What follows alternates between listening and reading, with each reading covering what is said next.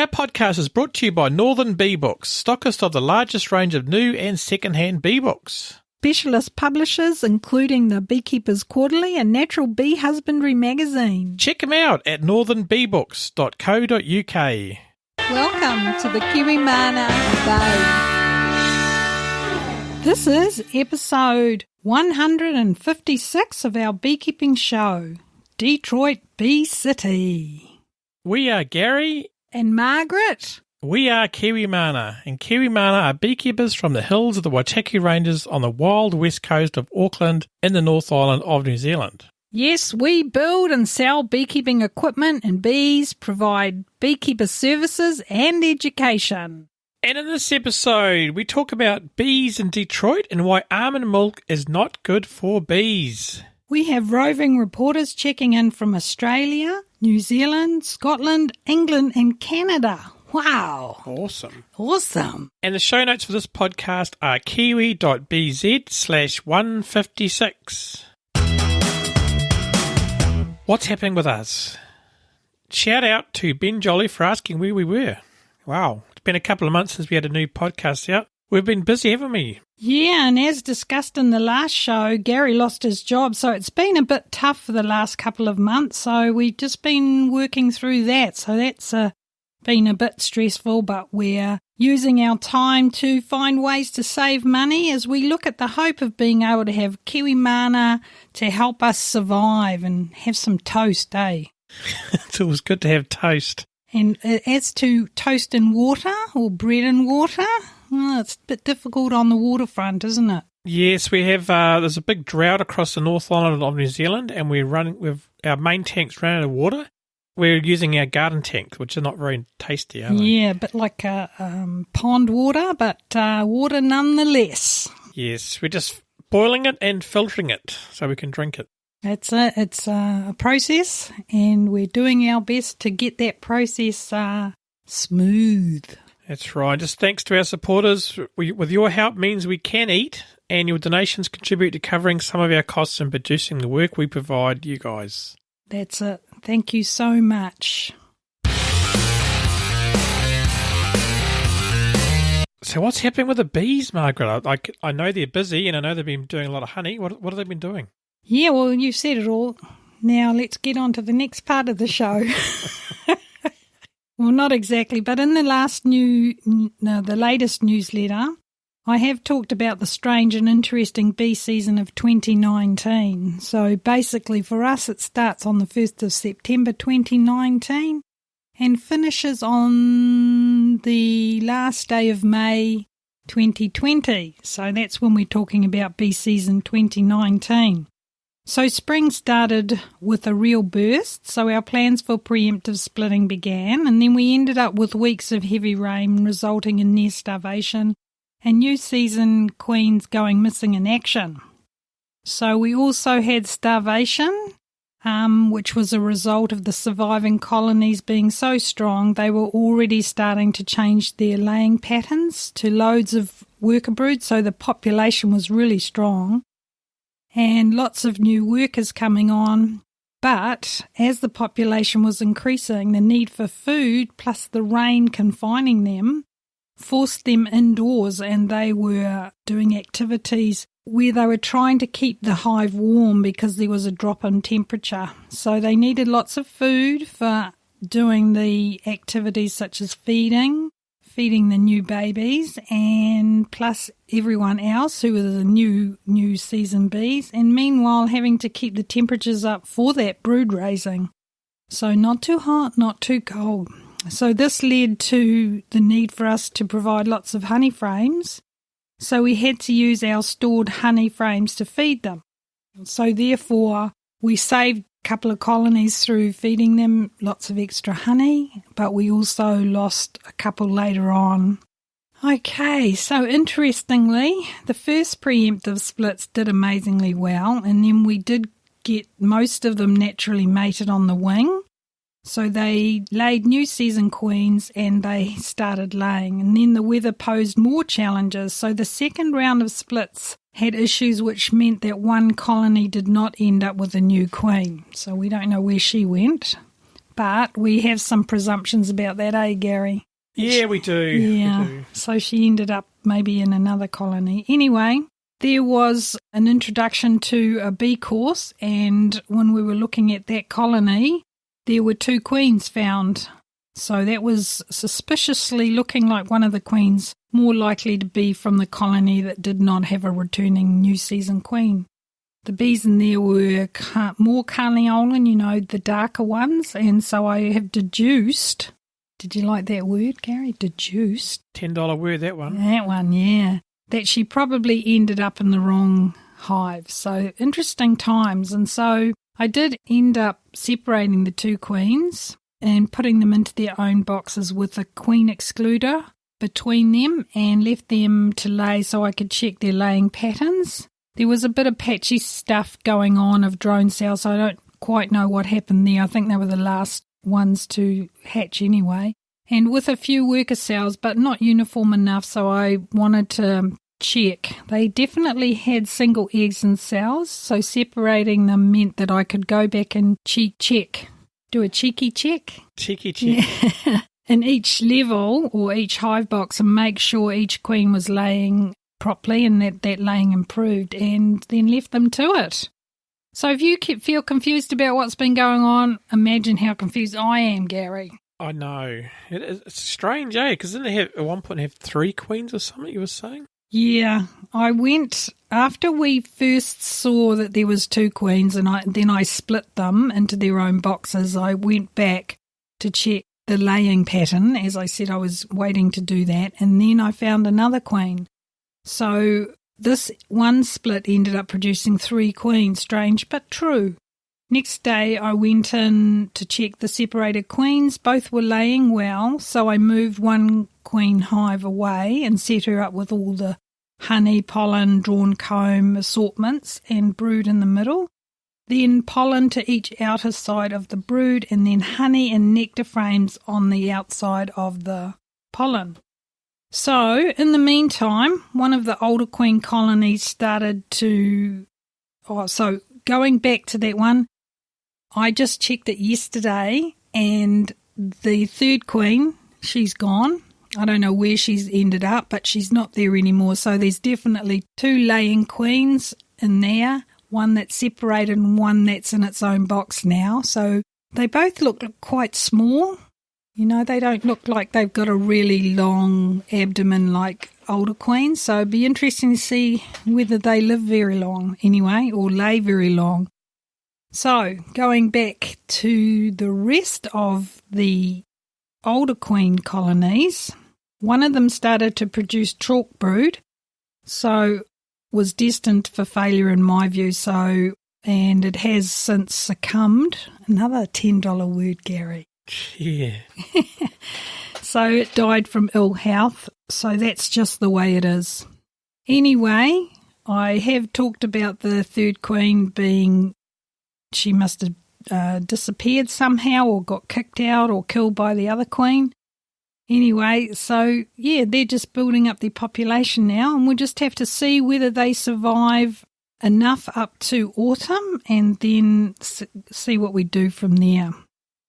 So I think the key is to be patient and not to panic and just take one decision at a time. Sometimes when you rush, you can spoil what the bees are planning. And so you sometimes have to trust them to get on with what they need to do. And if a hive fails, then they couldn't recover. So that is just nature taking its course, unfortunately, but it is. So being an organic or natural beekeeper, we have just as much challenges as any other beekeeper. And as a hobbyist to boot, we do have the luxury on the other side of things that we can enjoy our girls and have plenty of time to spend with them. I think the most enjoyable part is when I've done all my jobs, like mowing the lawns and finishing inspections, and then going to my favourite spot to watch the beehive entrances. Yeah, and then there's the weather. That also pushes challenges on us, so we encourage our students to plan for the expected, but to conduct inspections and using them as part of their way to understand what is going on in the hive, record their findings, take photos. And as knowing what you are looking at is a key learning job when you're starting, it's really important. You could take your camera. Yesterday when I put it on the Kiwi Mana Facebook, the photos, I took a few photos of the comb and all the things I'm seeing, lots of pollen, different colours, lots of nectar coming in. And when I got inside, when I finished, I just started zooming in and checking the frames. And yeah, it's a really good tool, and they enable you to zoom in, and then you can start identifying and labelling what you are seeing, and then you can just use that information to plan your next inspection. Well, our mission is to save bees, Gary. You know it. One hive at a time. Yes, and we've successfully created more colonies this year, but also lost some. It's hard, but that's the reality, isn't it? Yeah, I think my best advice is to take the losses and learn from them. Analyse what you did, analyse the outcome, go through the frames and learn what to do better. Maybe talk to others and get some feedback and ideas and move forward from there. It's the long and hot Kiwi summer. It reminds us of when we were kids, long days of adventures and staying out till dusk. Pretty much what our bees are doing at the moment. Hey, Gary, lounging out on the decks. Yeah, there are a lot of, what do you call it, dancing? Yeah, washboarding. Washboarding? Yeah, so they're just on the landing boards and they're there till all hours actually, doing washboarding and gathering there. Nice quiet buzz. Probably chatting about their day out of the hive, and chatting about what happened inside the hive. I can just see it now. But what's happening around the world, Gary? Let's hear from our awesomeness bananas Kiwi Mana Roving Reporters. This week we hear from Melbourne, Auckland, Dunblane, South Yorkshire and Ontario. First up, let's hear from Ben from Melbourne in Australia. Ben is a beekeeper from Melbourne. His company is called Ben's Bees. Check them out at bensbees.com.au. Let's see what Ben's been up to. Hey everyone, Ben the Bee Man here. Our January summertime report from Melbourne and Australia. Wow. As you would have heard in the media across the world, we've had the worst bushfires in the history. Over 12 million hectares of land has been burnt.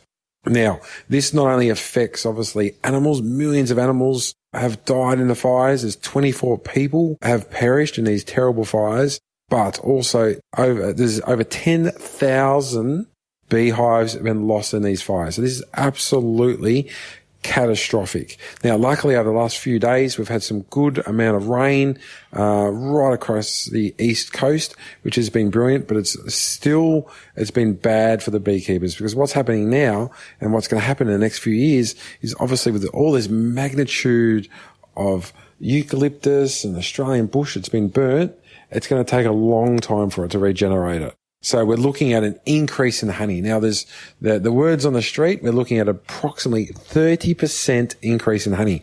Fruit and vegetables are going to rise. Obviously that's a lot of hives, because I think there's approximately 650,000 managed hives across all of Australia, and over 10,000 have perished in the fires. Now, as we know, these bees contribute to pollination locally and with fruit and vegetables. So that's the bad news. Now, the good news is we've had a good amount of rain. There's been a big deluge, and this rain is really going to help. It's putting out some of the fires. It's going to prevent some fires, but you know what? We're still in summertime.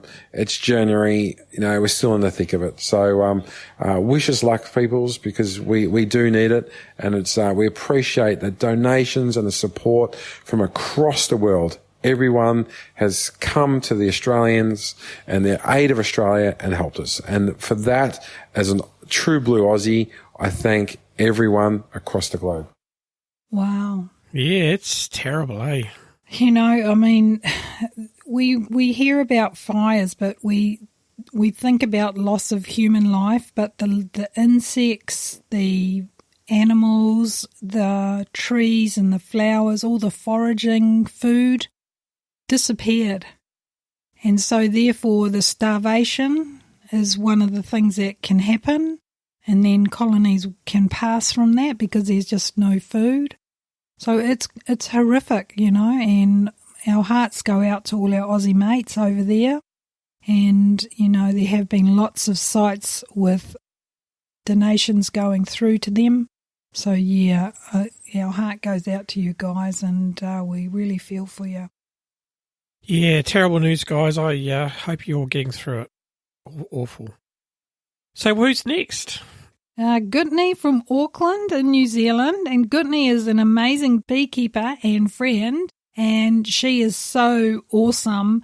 And she has put together her second roving report. Isn't it fantastic? Fantastic. Let's see what Gutney's been doing. Hi, Margaret and Gary. Gutney reporting from Point Chevalier in Auckland. Beginning of October, Margaret and I made a split with the Long Bench Hive's queen, who I've had for 2 years.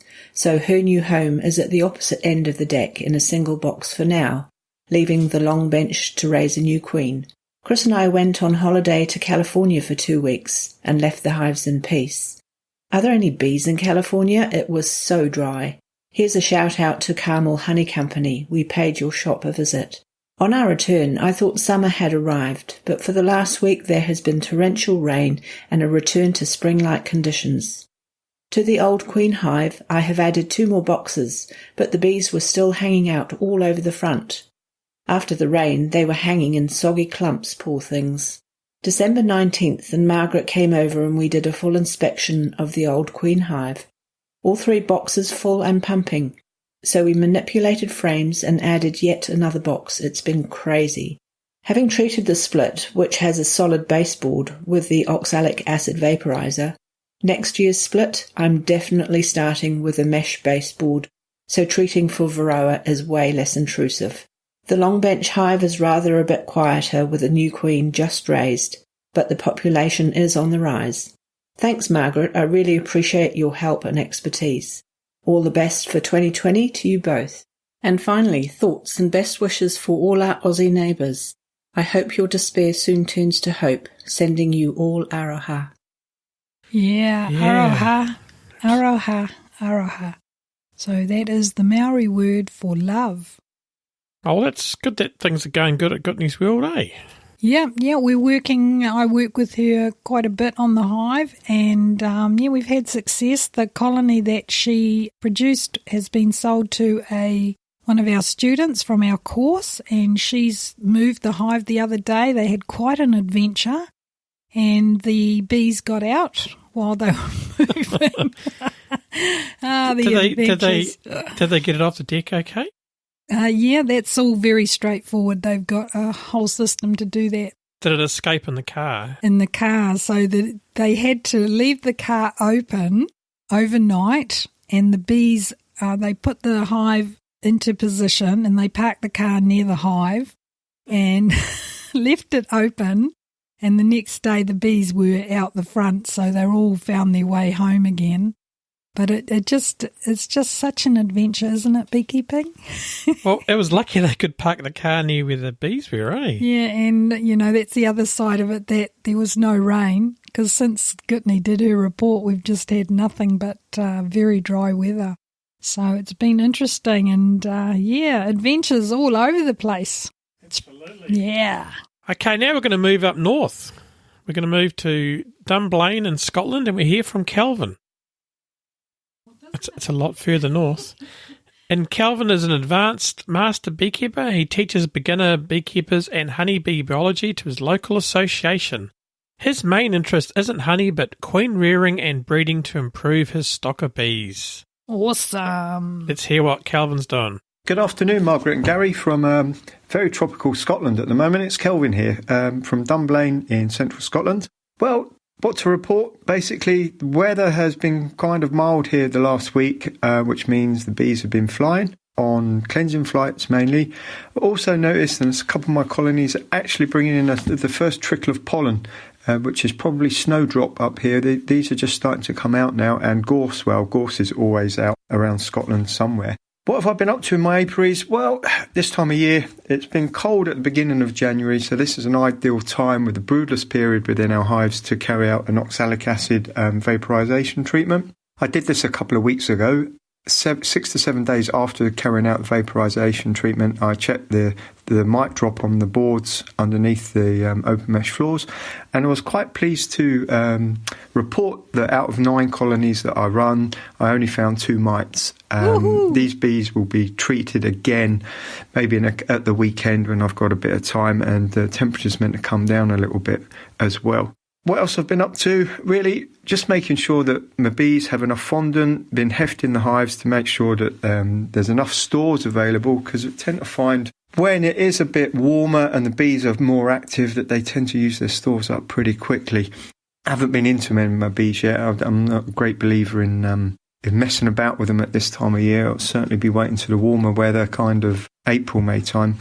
That's about it from me. Thank you once again for asking me to do this. I hope everybody enjoys it, and hope your bees are doing well, Gary and Margaret, and I'll speak to you soon. Cheers now. Bye. Oh, cheers, Calvin. That was wonderful, and it's interesting to see that when the bees get an opportunity, they go out. Yeah. We know all about gorse, Calvin. Absolutely, and what a great food source for the bees, so that's fantastic. Yeah, and a great source of prickles for your fingers too. They're designed to stop intruders, aren't they, and cattle? And I think the gorse in New Zealand surprisingly came from Scotland, and they used to use it to make hedges, didn't they? Yeah, it's quite a robust. But now it's everywhere. It's very robust. Very considered robust. An invasive weed. However, in the right conditions, it's a fantastic plant to have around for the bees, isn't it? Good source of pollen, absolutely. I've always thought about my idea about selling gorse seedlings, but no one's bought them yet. Yeah, not people frown upon that here. Moving on, Gary. Okay, let's move south now to Chris in South Yorkshire, England. And Chris, better known as the greatest beekeeper in Sheffield. He should get the T-shirt made, really, shouldn't he? Yep. And he reports in from the north of England, but south of Yorkshire. And check out his Instagram account at Snecklifter, and to follow along with his beekeeping and life. And thanks, guys, for being one of our supporters, and congratulations again, and you know why. Yeah, absolutely. Yeehaw! Let's hear from Chris. Hi, Gary. Hi, Margaret. It's Chris from Sheffield in the UK here. Just wishing you a happy new year, happy 2020 to you and all your listeners. My roving reporter update. It's been a very mild, abnormally mild winter here in the UK. We've not had any snow, very little frost, so I've been ensuring that the bees have got plenty of fondant on the hives, because typically if it's milder, I tend to see them sort of flying more, heading out looking for early pollen. The snowdrops are just about starting to come through, so that's the sort of the very early pollen. There's some willow as well about the place. So yeah, not a lot going on, but just sort of starting to think about the new season, and obviously when March starts to warm up and the boys start to think about poking their heads out of the comb, and that's when a typical sign for us is that's when we need to really start thinking about potential swarming and measures to put in place. I'm on my local swarm collectors list, so hopefully I'm going to help out with this year as well, which I enjoy. I've got a bee vacuum which I've purchased. That's a sort of just very gently sort of vacuums bees into a box to get them out of really difficult spots that are, if they're causing a problem. So looking forward to testing that out and seeing how that goes this year. Hope you're all good with you in Kiwimana, and take care, and hopefully speak to you soon. Cheers. Well, Chris, thank you for getting in touch, and it's great to hear the update because it's quite similar to Scotland, eh? Their temperature seems to be a bit more... Yeah, they're not too far away from Scotland, really, eh? Yeah, so there's... it's like if Chris is thinking about March and Calvin's thinking about April, there's about 2 months in the change of weather, eh? Yes, and Happy New Year, Chris and Laura. That's fantastic. And Jasper and Maggie. Yeah, it's a good point Chris raised about the more activity the bees are doing, the more food they'll go through. So you've got to Got to watch you've got enough food in there, to replace that food being used. Yeah, and I think that's the lesson that we learnt here, is that we don't feed anything like fondants or sugar syrups. We just have lots of honey. So it's very important for us to be aware of that as we get, start coming into our autumn, that we need to have honey there for if things, happen like that. So he's made a very valid point there and very important information. Yes, absolutely. I'm looking forward to the bee vacant, because we watched a video the other day about a guy using a bee vacant. It's awesome. It looks really good. I always have had my doubts about it because I always had this feeling that it's going to damage the wings and the bees, so I don't know. Let's look forward to hearing how Chris goes with that one. So it's all va-va-voom. That's right. Okay, let's move across the Atlantic now. We're going to go hear from Linda in Ontario, Canada. And Linda is a beekeeper, mother and mead maker, and we hear how she keeps bees while protecting her bees from the nasty bears in Canada. Follow her adventures on Instagram by searching for BGRL1014. What does 1014 mean? I guess Linda knows. That's right. That's all that matters. Here's Linda. Hello, Gary and Margaret, and Kiwimana listeners from around the world. This is Bee Girl with my roving report coming to you from Uxbridge and Bancroft, Ontario, Canada. Even though we are in the middle of winter, temps here are yo-yoing around the freezing mark for daytime highs, with snow one week and rain the next. We have only had a handful of really cold days so far this winter. My colonies in Uxbridge are right outside the kitchen window, so I'm able to see the girls come out for cleansing flights. Many don't make it back into their hives and die in the snow in front of their entrances. Interestingly, the songbirds who frequent our feeders in the winter are eating the dead bees. Must be a good source of protein for them. I love the circle of life happening here.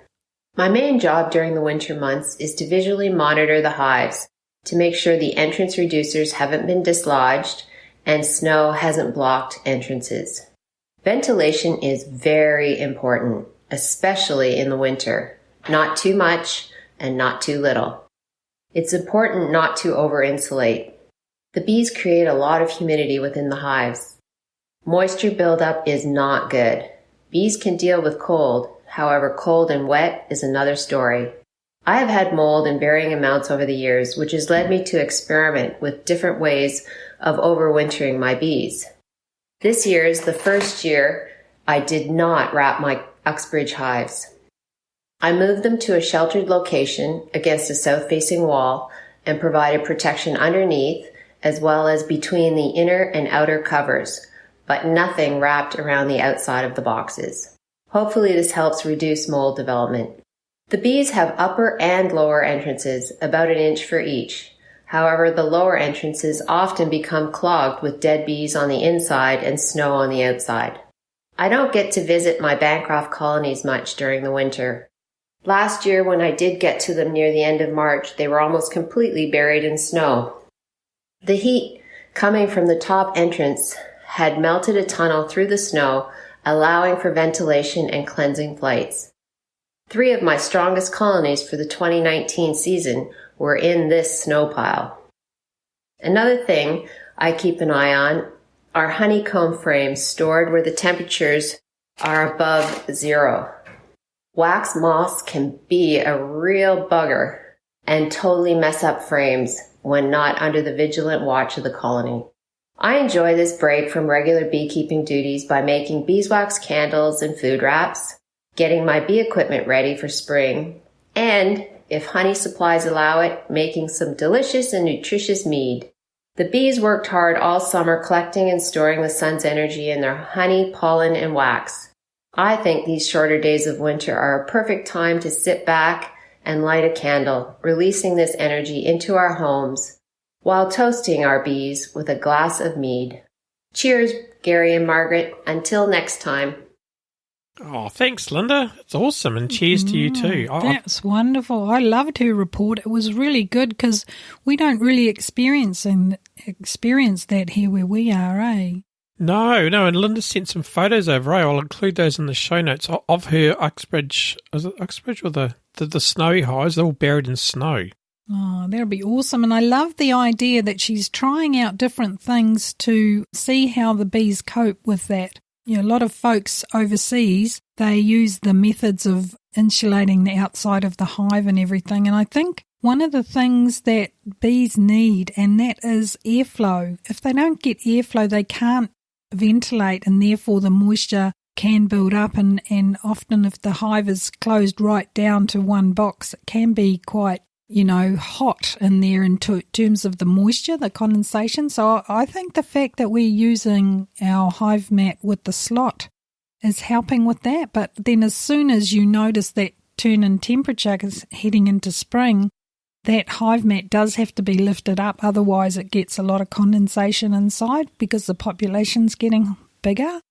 So that's an interesting thing that she's dealing with compared to what we deal with. Yeah, because a lot of people say about wrapping hives is some people love it, some people hate it because they think it just keeps all the moisture inside the hive. And as Linda said there about the creation of mould inside the hive. So, yeah, it'd be interesting to see how they go when you inspect them in spring, Linda. Yeah, looking forward to hearing how that goes. And, I just want to say, Gary, that bees aren't really nasty. Bees are just living their life, Gary. Well, Winnie the Pooh's nasty. He keeps stealing all the honey. Stealing all the honey? Eating all the honey. Eating all the honey, yeah. I think what they do to the hives is awful, but yeah. Anyway, you just have to bear with it and behave. Behave. And good to see the birds eating the dead bees, eh? It's a circle of life. Absolutely. Okay, well, Gary, I just want to say that it's fair to say that we do miss hearing from Yoli Bear, Avery, and Walter, his lovely accent, and Ron, Mandy. We miss you, and we hope all is well with you guys, and hopefully we'll hear from you next time. Yes, that would be great. Awesome. Moving on. Do you want to be part of the show and become a roving reporter? Are you keen to record a monthly update of what is happening with your bees to help other beekeepers in your area?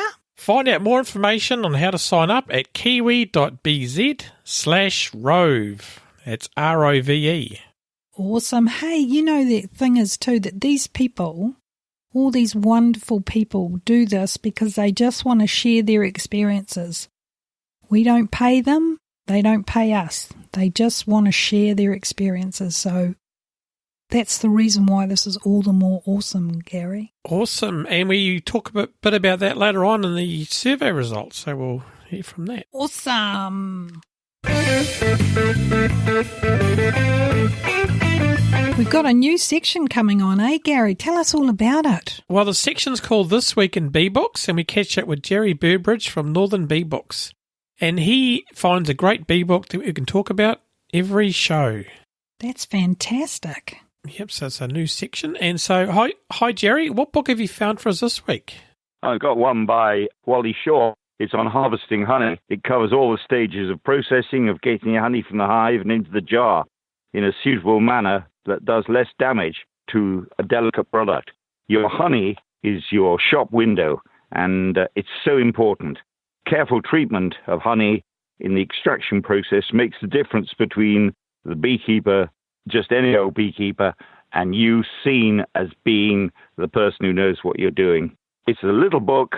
It's only 30 pages, but it's full of the latest information. Oh, it's fantastic. Does it have a bit about presenting at shows and stuff like that? No, we've got a separate book on that. We've got a book by Dave Shannon on preparing honey for shows, and perhaps I'll talk to you about that next week. Yeah, fantastic. Okay, thanks, Jerry.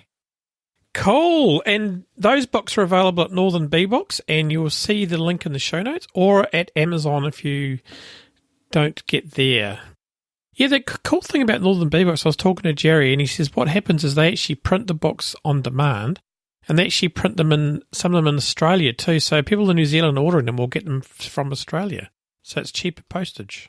Well, that's fantastic. So lots of advantages for being in touch with Jerry and his books. Absolutely. Fantastic. Let's move on to the news.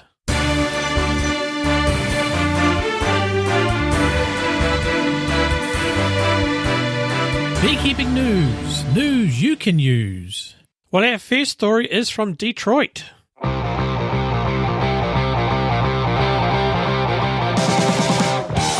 Creating a buzz in Detroit's vacant lots. And if anyone can guess where that song's from, drop me an email.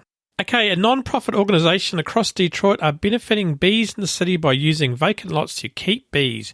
Wow, what a great use of space. And what does the quote say? Quote says, Jackson, formerly a self-employed entrepreneur in commercial photography and advertising, and his partner Nicole Lindsay, both 35-year-old lifetime Detroiters, saw an opportunity in Detroit's tens of thousands of vacant lots.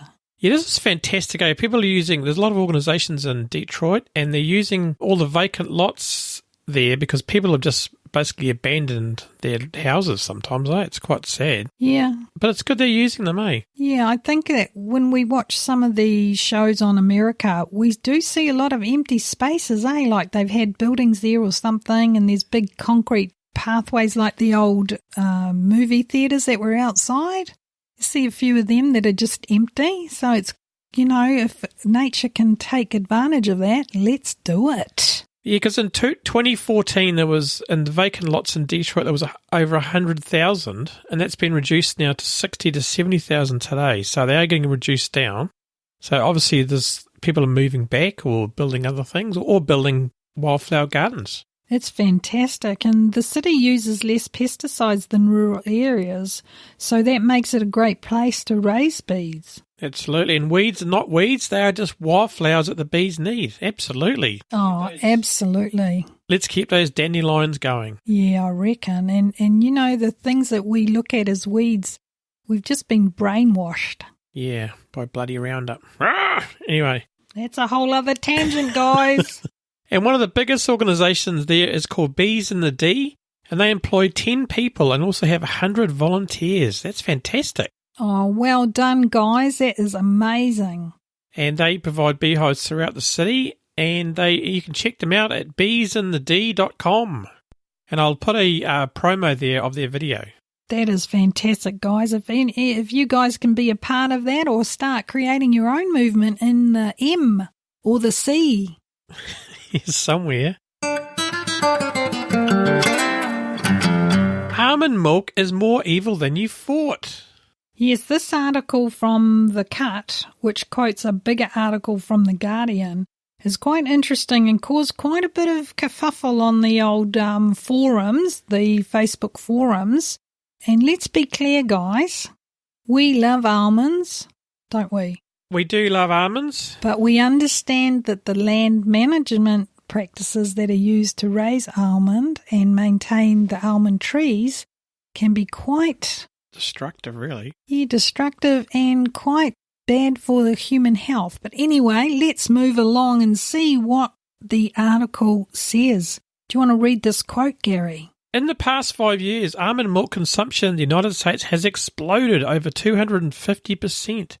The lower-calorie vegan milk alternative is a staple in grocery stores and coffee shops across the country now, but its booming popularity comes at a heavy environmental cost.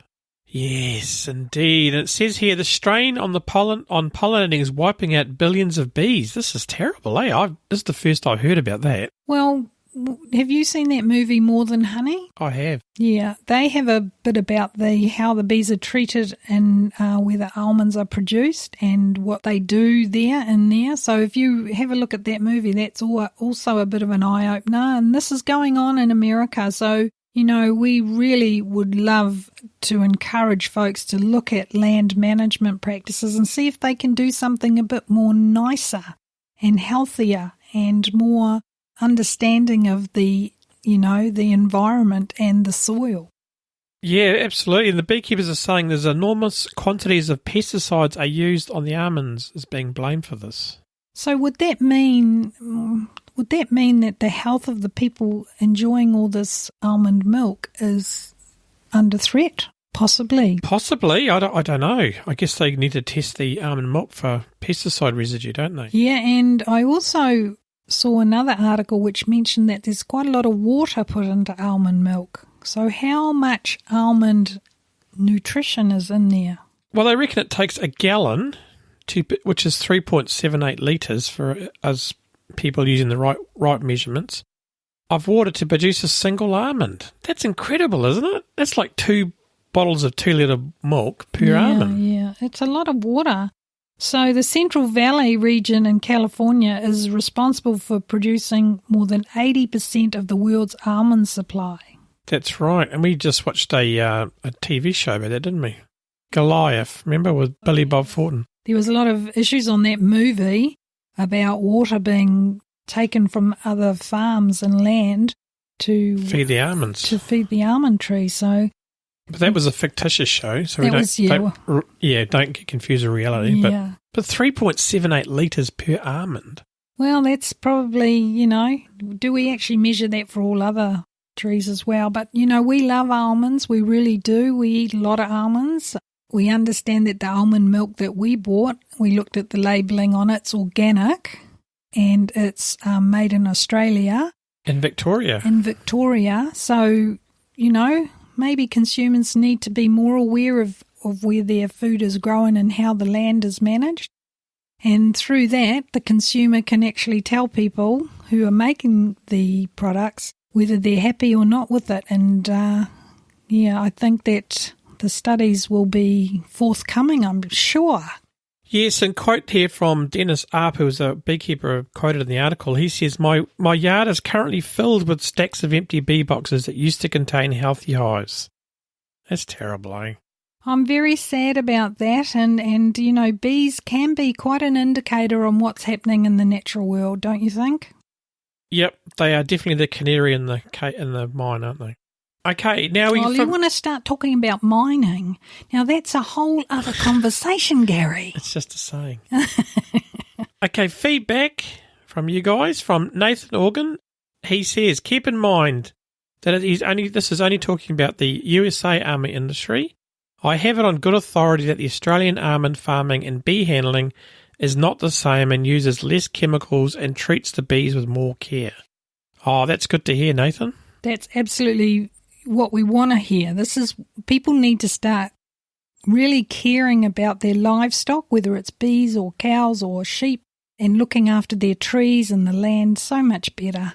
Yes, there's a lot of controversial statements here. We'll highlight them, okay, but not read them all. Okay, and Phil Teppanyaki said, I never thought almond milk was evil. Or is it the use of pesticides that's evil? Yes, it is. Absolutely. I think you're absolutely onto it there, Phil. And Tricia Perry says, this article is stupid. Yes, monocultures are bad, but the bees love almond nectar. If there is cooperation and they only spread pesticides at night, the bees will be fine. If you don't wish to risk your bees, don't bring them to the annual pollination. Well, okay, Tricia. So you're saying that pesticides, if they're only spread at night, they won't affect anyone else? Okay, well, I made a few comments because this was going on the forums, and the first comment I made was that, yes, pesticides used by food producers when managing land is what's the issue, and I think Phil was onto it, but thereby causing food to be making people sick.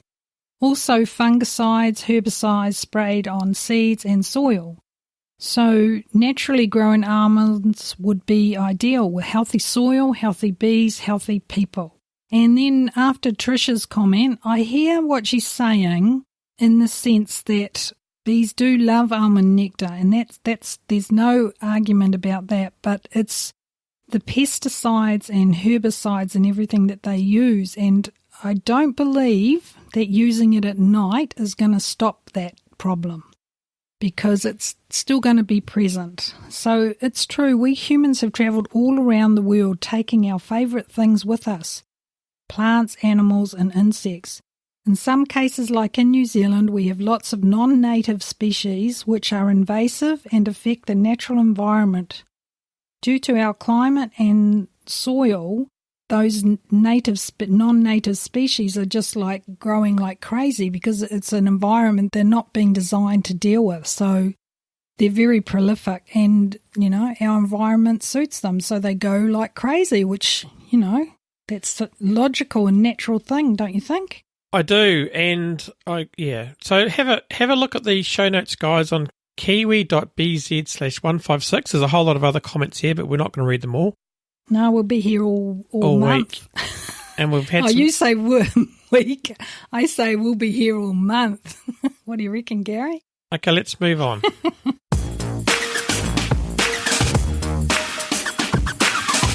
Okay, Gary, well, before we went to a Christmas time, you sent out a summer survey. Yes, that's right. And most people said they like what we do, and so there's not a lot to change, is there? That's fantastic. And what was one of the questions? What part of the show did you enjoy the most? Margaret's knowledge and experience make the show what it is. Ooh, he's one of your fans now.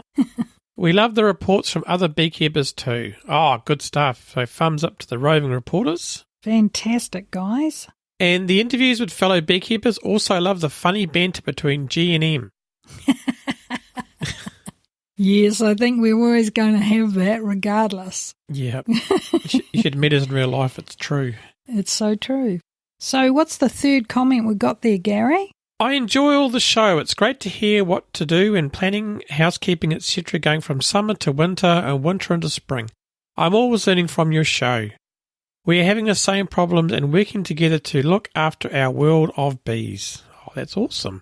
Oh, that's fantastic because we are wanting to help with that. So we feel very grateful that you have reinforced that what we are putting out there is helping. So thank you so much. And the next question was, what do you wish we would do less of? And the first guy person says, I think we have it spot on. Oh, that's awesome. Fantastic. Well done, Gary. And another comment was quoting, reading out other people's reactions to the controversial stories. Oh, they don't like that. Oh, I thought you guys would love that, but that's interesting. And the third comment was less of nothing. So that's good. Yeah, so happy with what's being presented. And there's one more question here, Gary. What would you like to hear more of in the future?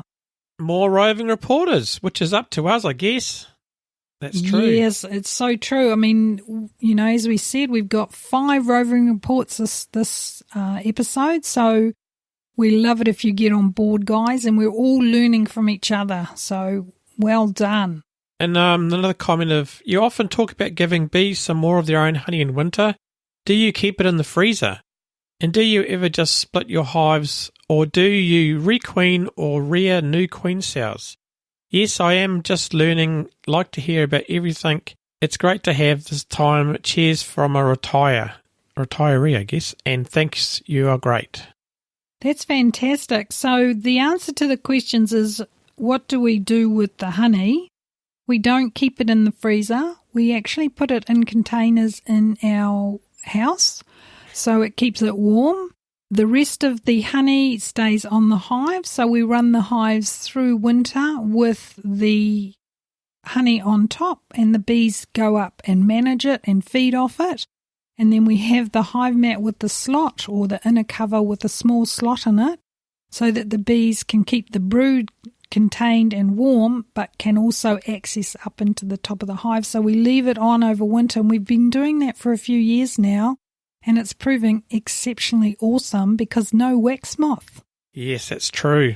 So what we do when we are talking about queens, we actually preemptively split. So before the colonies start to produce swarm cells, and you could risk losing your queens, we keep our older queens because they produce some of the most awesomest working colonies, and they are just so good at honey production, brood production, and because they're so settled, those queens will always do really, really well and are a wonderful resource. So no, we don't requeen in that sense. We do the split, so we move away the old queen and we let her carry on, and then we leave the balance of the colony to raise their own queen naturally, and then we let them fly out for mating just naturally, and that helps with genetics. So we don't put new queens in, we just let the bees raise their own queen before the swarm instinct hits the hive. So we don't want to lose our population, So preemptive swarming and splitting is the way that we deal with the start of spring. Yes, absolutely. So do you want to read the other comments too? Okay, yep, I can do that. So the other comments are, thanks so much. For FYI, I found this survey difficult to find on the website. That might be why more haven't filled it in. I got the link when listened again and typed it in correctly. Yeah, that's true, because we kind of it was a bit of experiment to see actually people that were listening to the show, but the link was in the show notes as well there, so yeah, maybe next time we'll make it a bit easier to find. Yeah, thanks for that feedback. We can always do things better, can't we? We can. And the final comment, which I think I'm going to like, it says, keep up the good work, G&M. I feel that you've got a winning mix at the moment. Great advice from M. Interesting interviews, funny banter, and even like your music shorts of intros to segments. Oh, Gary is the music director of the show and editor. So, Gary, I just want to do a shout out to you personally, that it's such a pleasure to work with you, and thank you so much for all your efforts. Thank you, Margaret, for attending the recording sessions. You're welcome.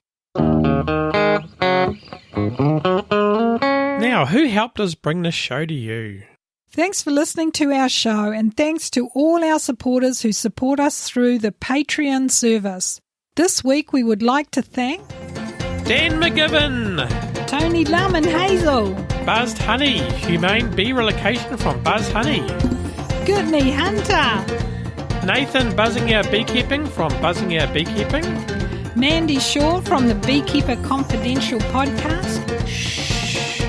Mun Rosewain. Yeah, thanks for all your comments, man. That's awesome. Chris Palgrave from 3hairshoney.com. Michelle Lushy. Robin O'Connell. Greg Parr from Parr's Products, parrs.com.nz. Parrs.co.nz. Oh, sorry.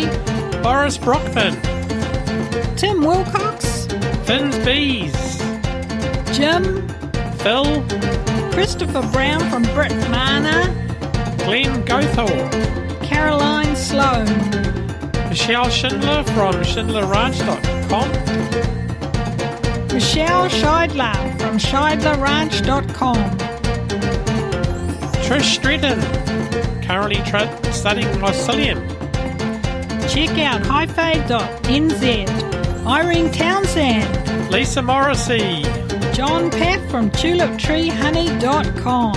And, of course, Scott Wilshire. Oh, you guys are awesome! Yeah, thanks, guys. You are fantastic. Now I'll stop dancing. We're still dancing, by the way. Feeling tired now.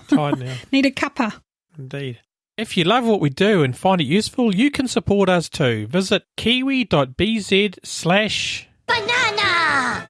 Okay, and the show notes for this show are kiwi.bz/156. So thanks for listening this week, guys. We think you're all awesome.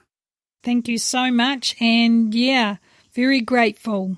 And it's time for a cup of tea, and we'll hopefully be back in a couple of weeks. Won't we, Margaret? Absolutely, and look forward to chatting with you again then. See ya.